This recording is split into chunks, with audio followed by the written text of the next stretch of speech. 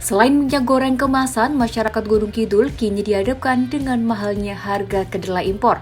Usaha produksi pembuatan tempe dan tahu pun terancam mandek karena kondisi ini. Agung Kristianto, pemilik usaha tempe Kang Boni di Kalurahan Hargomulyo, Gedang Sari, Gunung Kidul mengatakan saat ini produksi masih berjalan. Namun ia memperkirakan tidak akan bertahan lama. Kemungkinan hanya akan bertahan 2 bulan dengan kondisi sekarang. Setelahnya tidak tahu harus bagaimana. Menurutnya produksi tempe saat ini nyaris tidak ada keuntungan. Sebab harga tempe per papan ia jual di harga Rp12.000. Sedangkan harga kedelai impor sendiri sekarang berada di kisaran Rp11.000 per kilogram. Satu-satunya cara yang dilakukan adalah mengurangi ukuran tempe. Sebab Agung mengaku tidak ingin mengecewakan pelanggan tetapnya. Sementara untuk menaikkan harga dirasa mustahil karena tetap tidak akan ada keuntungan. Terpisah perajin tahu di Pedukuhan Sumber Mulyo, Kalurahan Kepek Wonosari, Nanang Santoso mengungkapkan bahwa ia sempat berhenti berproduksi pada 11 hingga 13 Februari lalu. Keputusan tersebut diambil dengan harapan harga kedelai bisa stabil. Adapun saat ini proses produksi kembali dilakukan.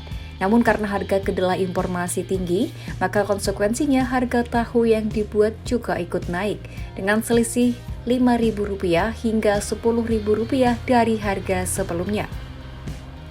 Kondisi ini membuat para perajin tahu dan tempe menjerit karena sudah tak mampu lagi bertahan dan terancam gulung tikar. Di Bekasi, para perajin tahu tempe melakukan mogok produksi sebagai bentuk protes.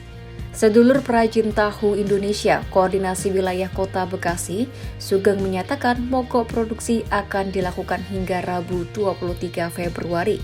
Mereka memilih untuk istirahat berproduksi daripada modal habis tapi nir keuntungan yang diraih.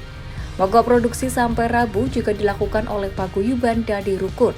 Sang Ketua Umum Rasjani menjelaskan para perajin tahu tempe yang bernaung di Paguyuban ini sudah tidak mampu membeli bahan baku. Kenaikan harga kedelai impor sudah tidak memungkinkan para perajin untuk meraup keuntungan jika terus berproduksi.